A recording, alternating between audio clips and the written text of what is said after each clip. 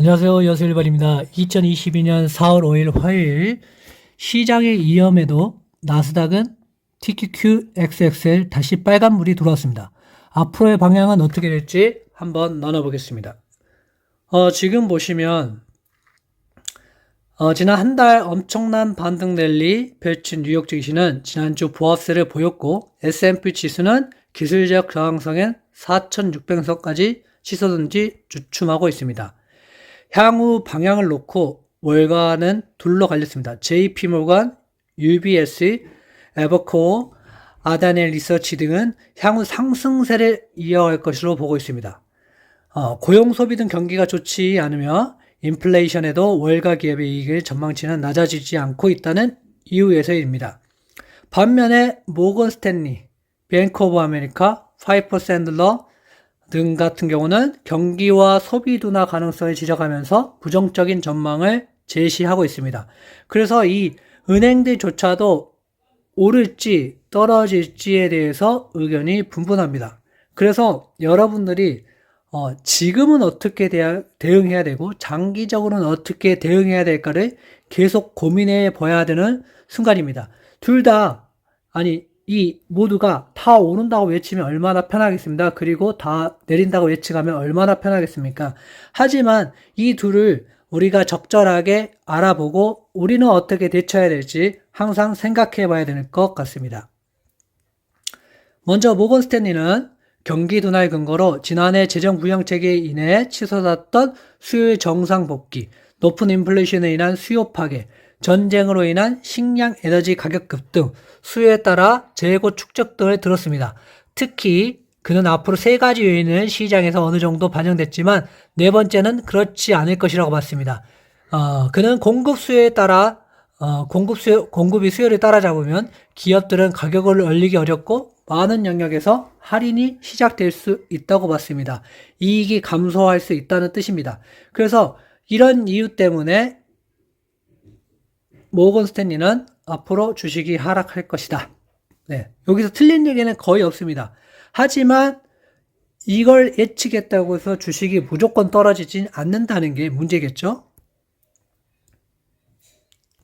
그 다음에 강세론자 JP모건 같은 경우는 많은 사람이 최근 주식의 탄력성에 놀라지만 주식의 이연 프리미엄은 현재 시장에서 유행하는 것처럼 그렇게 나쁘지 않다라고 얘기했습니다. 그러니까 지금 현실적으로는 그러지 않다. 이런 안 좋은 예측들이 있지만 우리도 어느 정도는 알고 있지만 그게 현실적으로 반영되지는 않다. 그리고 패드의 긴축에 따른 가격 조정이 거의 끝나갈 무렵일 수 있다며 인플레이션 관련 헤드라인은 곧 기계적으로 정점에 달할 것이라고 주장했습니다. 그러면서 지정학적 위기에 긴축 정책이 걸림돌이긴 하지만 패드의 긴축 시작이 주식에 부정적 영향을 줄 것으로 여겨서는 안 된다고 보는 겁니다. 그래서 저도 패드가 어때요? 매파적으로 얘기하지만 안에는 비둘기적으로 온건하게 말하고 있다고 저도 보고 있습니다. 그러니까 우리가 0.25%를 올릴 거야.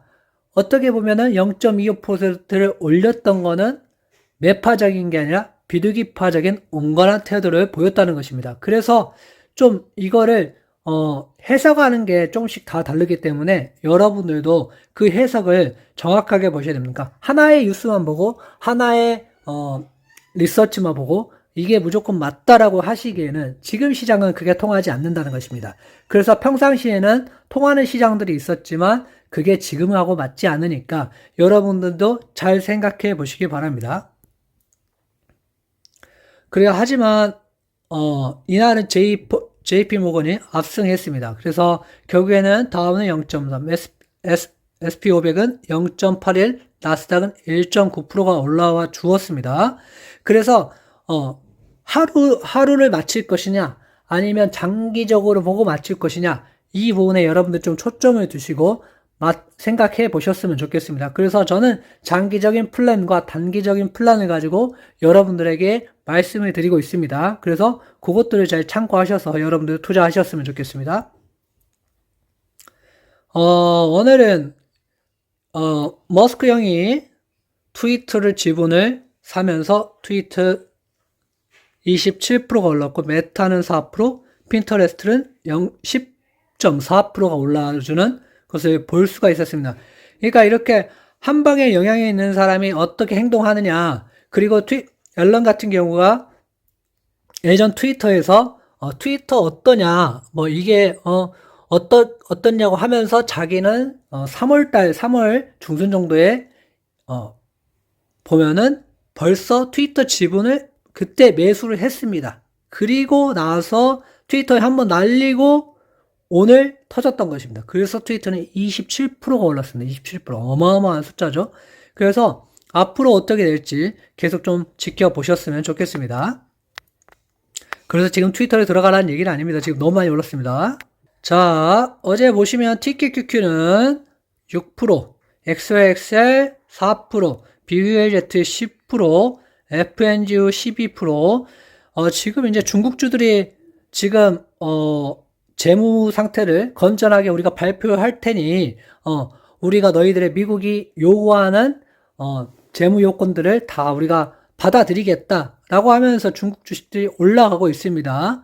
하지만 중국주는 중국주입니다. 그래서 언제까지 올라갈지 아무도 알 수 없기 때문에 여러분들이 판단을 잘 하셔야 됩니다. 그래서 굳이 위험한 리스크를 가지고 투자하시는 것보다 안전한 쪽을 투자하시는 게 낫겠죠. 그래서 FNG가 지금 나쁘다는 게 아닙니다.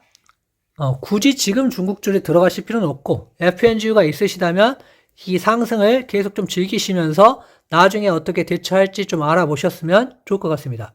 TQQQ를 가지고 다시 설명드리겠습니다.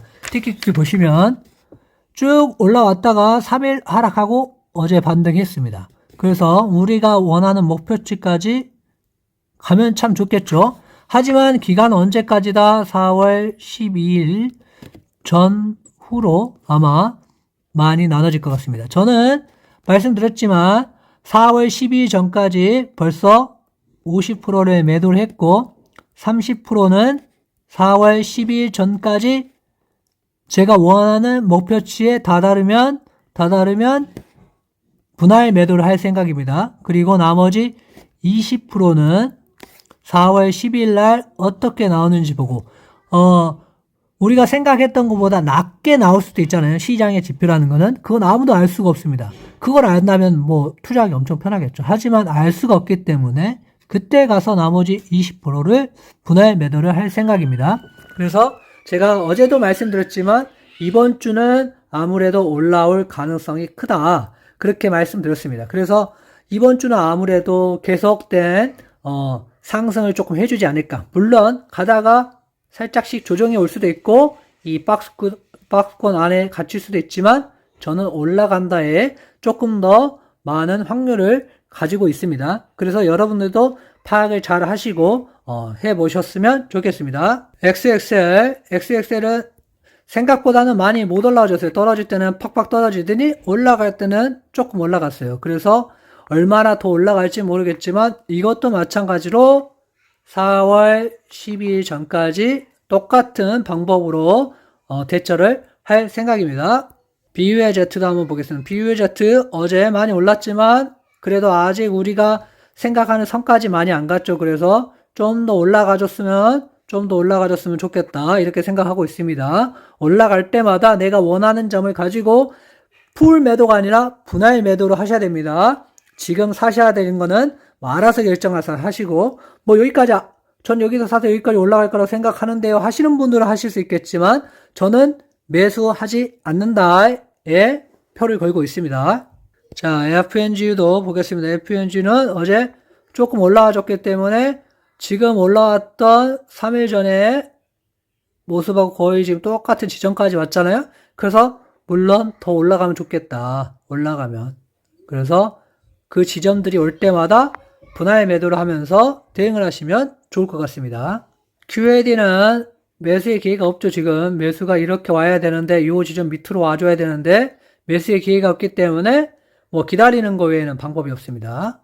SSO도 요 지점까지는 와줘야 되는데 59불 밑으로 와야 되는데 지금 못 오고 있기 때문에 얘도 매수의 기회는 없다고 보시면 좋을 것 같습니다. 애플은 아주 최근 올라왔던 지금 고점까지 올라가고 있고 애플이 더 올라가 준다면 1등 대장주가 올라가 준다면 나스닥은 올라갈 가능성이 아무래도 크겠죠.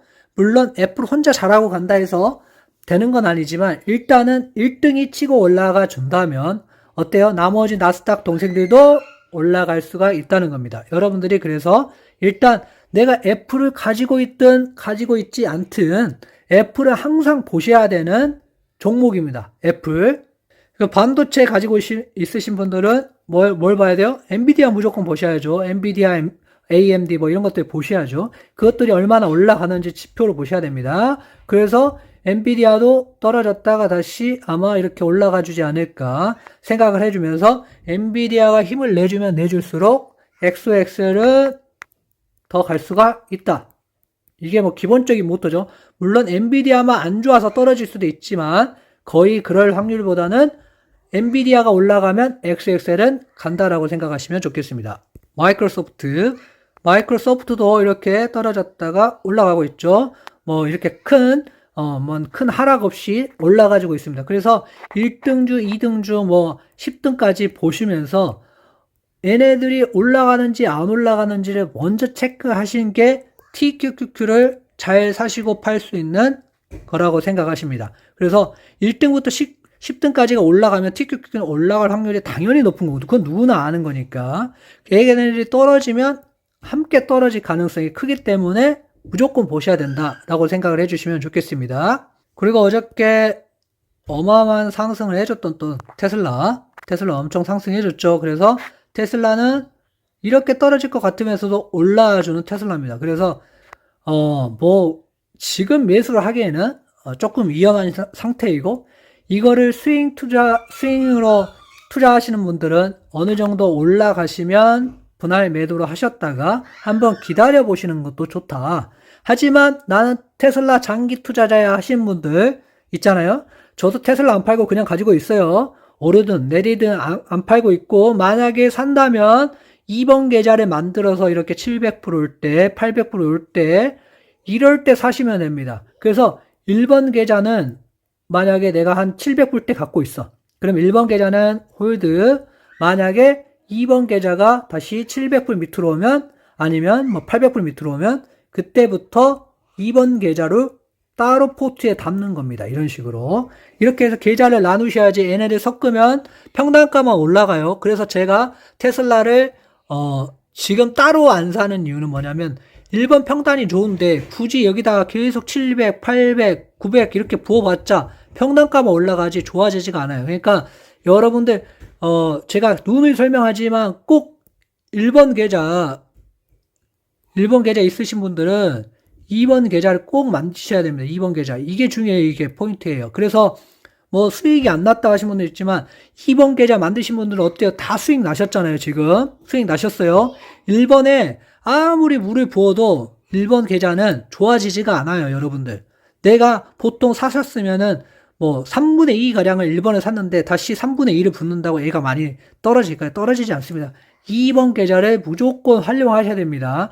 저랑 같이 하신 분들은 저랑 함께 하셨던 분들은 무조건 2번 계좌가 다 있어요. 그러니까 2번 계좌를 무조건 만드시면 좋을 것 같습니다. 그리고 텔레그램에 대한 내용은 오늘 마지막으로 올릴 건데 여러분들 예전에 텔레그램 영상에 저한테 댓글을 달아주셨죠? 제가 다시 댓글로 여러분들에게 링크 남겨드렸습니다. 그러니까 거기 확인하시고 링크 따라 들어오시면 좋겠습니다. 감사합니다.